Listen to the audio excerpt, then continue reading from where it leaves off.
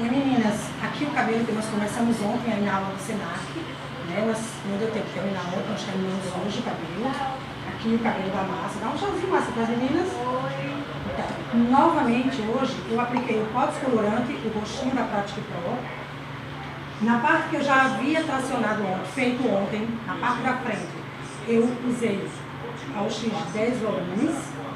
E na parte de trás, que não tinha sido feito, eu fiz com a OX de 20 volumes. Então passou em torno de 1 hora, 1 hora e 40 o cabelo, até abrir esse tom. Depois que abrir esse tom, eu quero que vocês vejam, olha a saúde que está esse cabelo. É um cabelo muito fininho. Olha as mechas, que bonitas que ficaram. O cabelo está todo saudável, muito saudável o cabelo, apesar de ter sido tracionado todo com pó. Ele está bem saudável, é isso que a gente tem que ver. Um cabelo loiro, não importa só ficar loiro, o que importa é o cabelo estar saudável.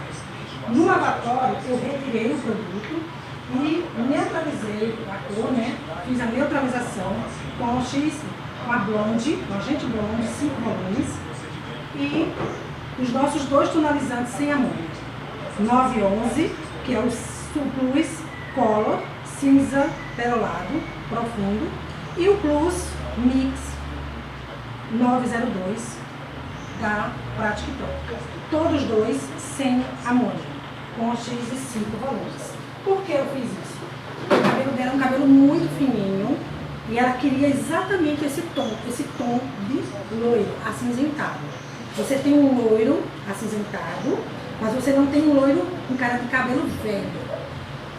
Para finalizar, nós usamos o ácido quente, que equaliza o pH, volta o pH do fio, fazendo com que esse cabelo volte ao seu pH natural, de 4 a 5, mas o reconstrutor Save e 5 ml de queratina.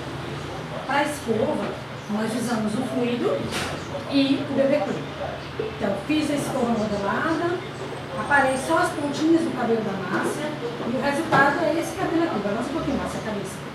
Cabelo leve, muito bonito. Ela queria a frente bem mais clara e nós caprichamos nas mechas aqui na frente. Ela dá uma grande iluminada, ela tem uma pele morena e esse cabelo ilumina muito o rosto dela. Então, tá aqui, pessoal.